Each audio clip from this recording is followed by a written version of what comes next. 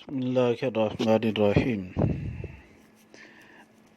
ان الحمد للہ وان الکبریاء للہ والصلاة والسلام علی من لا نبی بعدہ اما بعد مسلمانوں کے ذمے 5 اوقات میں 5 نمازیں فرض ہیں۔ فجر، ظہر، عصر، مغرب، عشاء۔ ان کی تعداد رکعات کے بارے میں کیا حکمتیں ہیں اور کب سے یہ تعداد مقرر ہوئی، اس بارے میں حدیث مبارکہ شرح معانی الآثار جلد نمبر 1 صفحہ نمبر 117، رقم الحدیث 1014 ہے۔ اس روایت مبارکہ میں آتا ہے کہ آدم علیہ السلام کہ آدم علیہ السلام کی جب توبہ قبول کی گئی، وہ وقت جو تھا عند الفجر، فجر کا وقت تھا، صلی رکعتین، انہوں نے 2 رکعت نماز ادا کی، فصارت الصبح، فرمایا پس وہ صبح کی نماز پہلی مرتبہ ادا کی، وہ طریقہ آج تک چلتا آ رہا ہے۔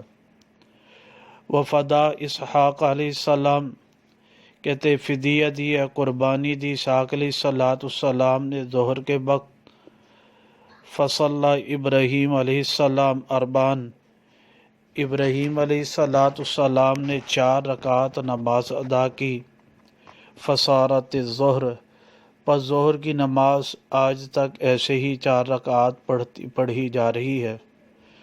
وبعث عزیر علیہ السلام، عزیر علیہ السلام کو موت دی تھی اور 100 سال کے بعد انہیں اٹھایا گیا۔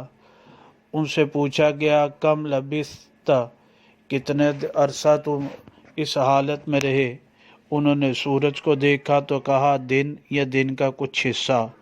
فصلی 4 رکعات، انہوں نے 4 رکعات نماز ادا کی، فصارت العصر، اس وقت سے لے کر عزیر علیہ السلام کے وقت سے لے کر عصر کی 4 رکعات ہی نماز ادا کی جا رہی ہیں۔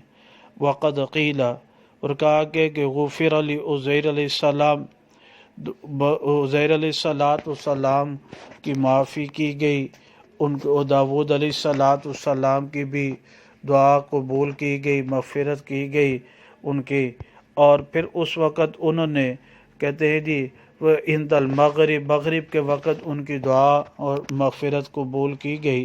فقام، پس وہ کھڑے ہوئے، فصلی 4 رکعات، 4 رکعات نماز کی انہوں نے کوشش کی، نیت کی، لیکن فجلس فی الثالثہ، تیسری رکعت میں بیٹھ گئے، فصارت المغرب ثلاثا، مایا پھر وہ 3 رکعت پر ادا کی انہوں نے۔